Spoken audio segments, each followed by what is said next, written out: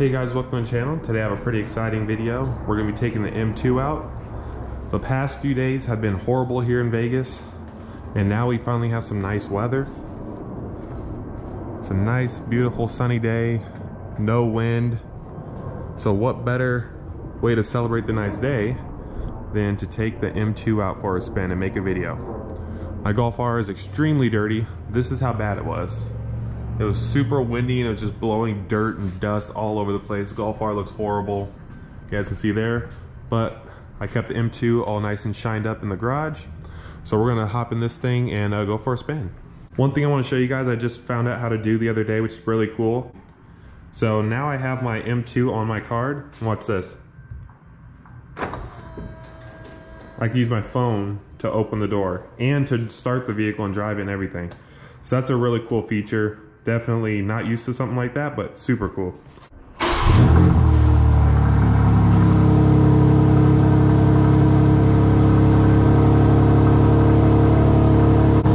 Oh man, I missed that sound.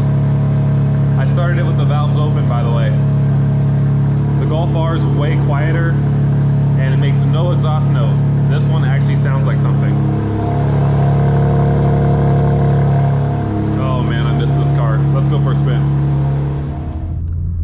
Alright guys, so if you have followed my channel for a little while, you'll know that I have a 2023 Volkswagen Golf R 20th Anniversary Edition DSG, and I have this here 24 BMW M2. And I get the comment a lot, or like a DM on Instagram or whatever. People ask me, how does the M2 compare to the Golf R? What do you like about the M2 over the Golf R? Is it worth the $20,000 price difference? Because I know it might seem like two cars that people might not cross shop, but honestly, I would cross shop these two cars even if I only had one car. I would cross shop these two cars if I was, you know, in that, if you know the $60,000 was in my budget. So in this video, I want to make a video dedicated to strictly the M2 and all of the reasons why this car is 100% worth the $20,000 price increase. Or it's actually, to be honest, it might not even be $20,000 because a DSG Golf R MSRP is like around $47, $48. And this one, if you don't get like the carbon roof and the heads-up display and some stuff that doesn't really add to the performance, well, I guess technically the carbon roof, you save 50 pounds, but if you just get this car how it comes, it's like 65, 66. So in reality, it's like $18,000 price difference to get an M2 over a Golf R. Now, obviously the two cars have different use cases. The Golf R's four-door and this and that. Let's say you're like me where you can drive whatever. Like I can daily drive a two-door car. I don't have any kids. I don't have any, like, I don't need to carry stuff in like a truck bed, or I don't need a vehicle that's really big. I can just drive whatever I really want. So if you're in a situation like me where you don't have to have a certain thing, like you don't have to have all-wheel drive, you don't have to have four doors, and you can drive whatever you want, the M2 is worth the price increase, and let me tell you why.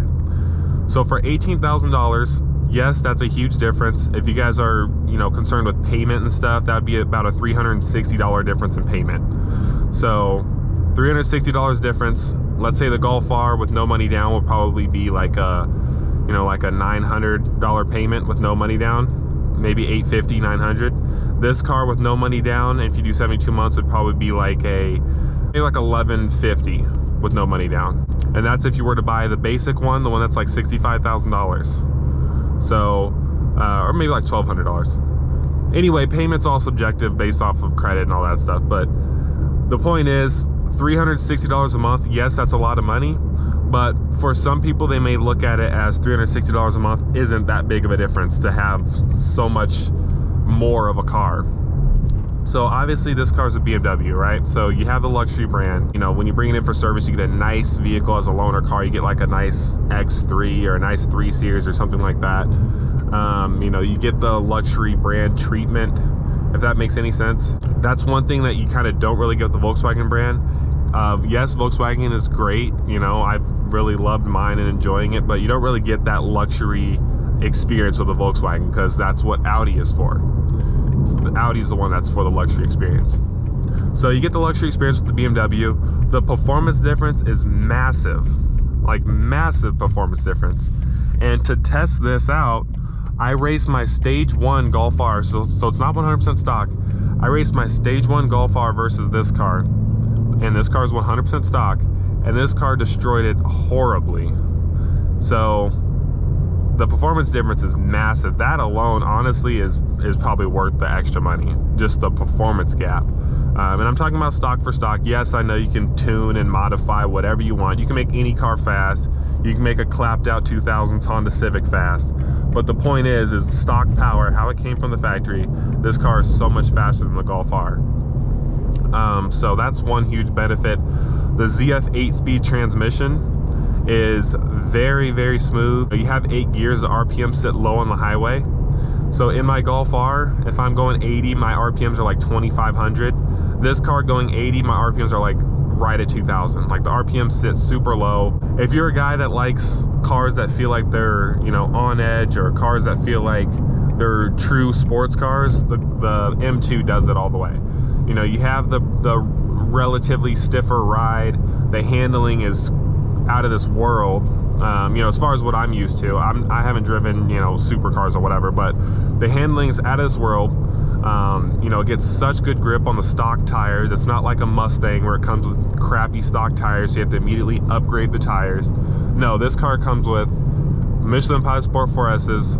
They're really grippy, and they help this M2 not only perform great in a straight line, but also handle very well and brake well too. And then my car in particular, it's Toronto red. It stands out. You know, it doesn't look like regular traffic. My Golf R is an amazing car. Those who know, or I should say those that are in the know how much of a performer the Golf R is, and know that it's kind of like a sleeper. But, you know, to the average person, it looks like a, you know, a regular hatchback. You know, some people could confuse it with like a Scion IM or whatever they call that car. So, you know, it looks like a normal hatchback. But this car definitely looks like a sports car. You know, it's the 2 doors, the coupe style, the super wide fenders, the super aggressive front end. It looks like a sports car. And like I said, mine in red really stands out. So, you know, there's no mistaking that.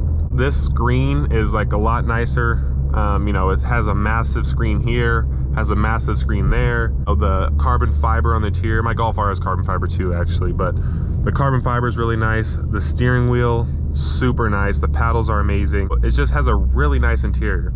And the only thing separating, and I've actually made a video on this, the only thing separating this car from like a $100,000 M3 or M4, like a fully loaded one, is literally the leather used. So this car has Vernasca leather, which is a little bit more of a coarse leather. The M3 and M4 have merino leather, which is like a nicer, supple leather, and it has like the option to get it like on the dashboard and stuff. Other than that, the interior is pretty much the same. Correct me if I'm wrong, but the interior is the same between the M3 and M4. You know, aside from the M2 obviously having a little bit of a smaller back seat than the M4. So, you know, this car is similar interior to a car that's $100,000, and this one's only $65,000. That's a bargain right there in and of itself, is that the interior looks the same as the car that's way more expensive. The transmission's the same, you know, the ZF 8-speed, it has the same torque rating and all that stuff, same transmission, same engine. It's just tuned lower to 453.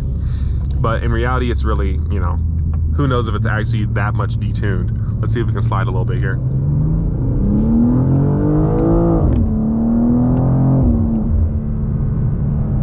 That's something you can't do in the Golf R. So the Golf R has what's called a drift mode, and what they'll do is they'll power the outside rear wheel to help you round off a corner. And I've done little slides here and there with that, but it can get a little sketchy if you try to do it on dry pavement, because you really have to give it a lot of gas, and then, you know, it can get a little sketchy doing that. This car is completely rear-wheel drive. It drives like a sports car.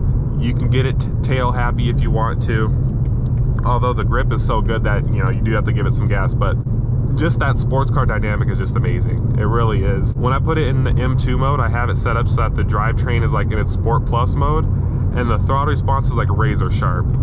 So like, let's say, so I'm in 4th at like 3,500 RPM. Barely step on it, pushes me back. I'm barely stepping on the gas.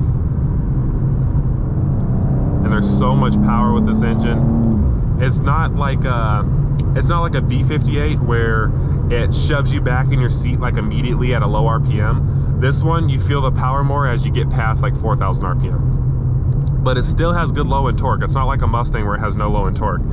It still has really good low end torque. It's just not as torquey feeling as like a B58 would be. But this car top end wise is unmatched.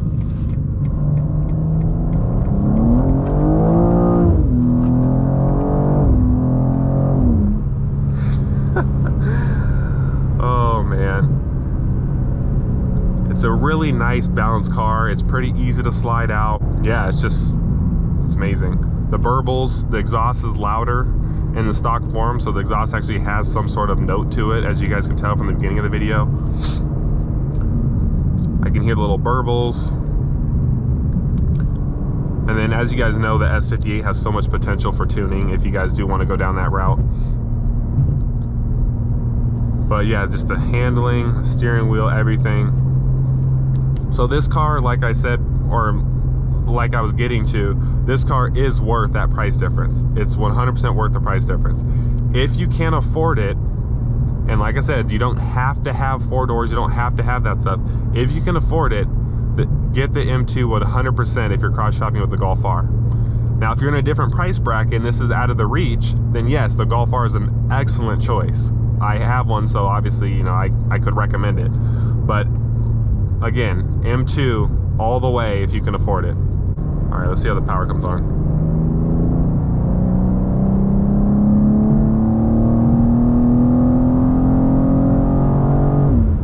That's so interesting. It's such a smooth power delivery. Very smooth power delivery.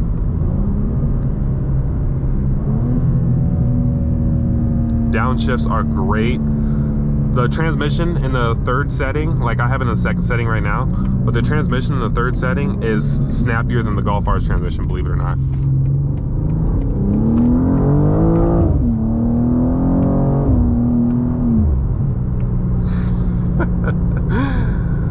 Oh man, so much fun. But anyway, I just want to take you guys along with me and just kind of go over my thoughts on why the M2 is just definitely worth the price increase. You know, there's so many things that add up to it. And again, I understand they're not, you know, they're not cars that most people would really cross shop, but M2 all the way. If you guys are looking for a sports car, M2 all the way.